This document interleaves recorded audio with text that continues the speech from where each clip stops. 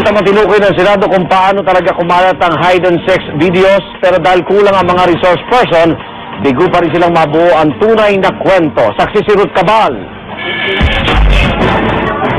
Ang video kung saan makikitang nagsasayaw sina Hayden Co. Jr. at Katrina Halili ang unang kumalat sa internet.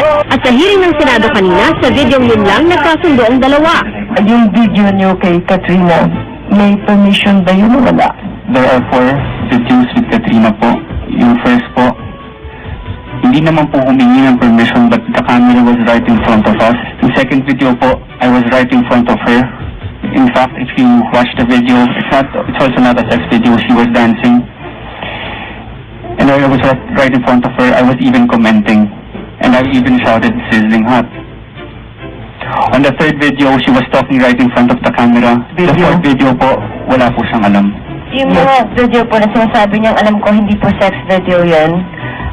Yun po yung kinakausap niya po ako, tsaka yung sumasayaw po. Pero ang kumalat na videong nagtatalik sina Hayden at Katrina, aminado si Co, hindi alam ng aktres. 4 daw lahat ang mga nirecord ng video ni Hayden kasama si Katrina. Ang cameras, nasaan mo tinago yung camera? Sir, ma'am? Saan niyo tinago yung camera nung fourth video? Actually, hindi ko po tinago yung camera. We were in the hotel sa Holiday Inn po. We were also on drugs at that time. And I placed the camera beside the TV. Ang sumunod na pinunto ng mga senador ay kung paanong naisapubliko ang mga video. Wala si Dr. Vicky Bello sa hearing dahil nasa Europa ito. Pero sa kanyang affidavit na binasa na lamang ng kanyang abogado, I destroyed the DVD and the hard drive and threw them away. inilahad din ng kanyang abogado kung paano napasa kamay ni Bello ang mga video. On December 9, 2008, I asked Hayden's friends, Messrs. Eric Chua and Herbert Bistec Rosario, to retrieve the computers and hard drives. Break na daw kasi ang doktora at si Hayden noon at gusto niyang matiyak na burado na ang sex video nila. Pero di raw ma-access ang hard drive ng computer ni Hayden dahil may password.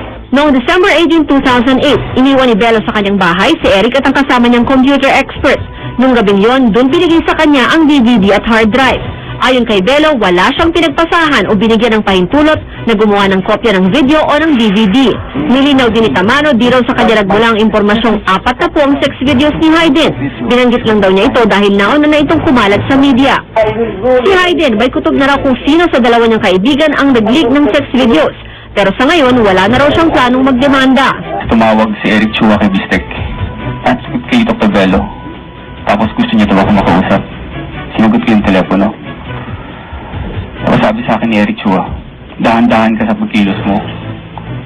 Tandaan mo, baka hindi mo alam may hawak kaming videos against you. So, it's either Eric Chua o si Bistec. Between the two, mas inclined po ako na isa dun sa kanila. Kung dati tila pang good time lang ang pag-inom ni Hayden ng ecstasy, nagbago raw ang lahat. May 3 pa pong ecstasy sa bulsa ko nun. Tinig ko po. Tapos pumili po ako ng volume 30 po. Tapos, in-start ko na pong inumin. Pagdating ko sa bahay, nung nakita ko na wala yung hard drives, tinuluyan ko na po sarili ko, nag-take ako ng 30 na volumes para magpatiwakal. Inimbitahan sa hearing sina Chua at Del Rosario pero di sila dumating. Pati ang isang Maricar Reyes. Dumating naman ang kinatawan ng iba't ibang ahensya ng gobyerno tulad ng PDEA, DSWD, PNP at NBI bilang resource person sana sa gagawing batas kaugnay ng sex videos. Ako, si Ruth Cabal, ang inyong saksi.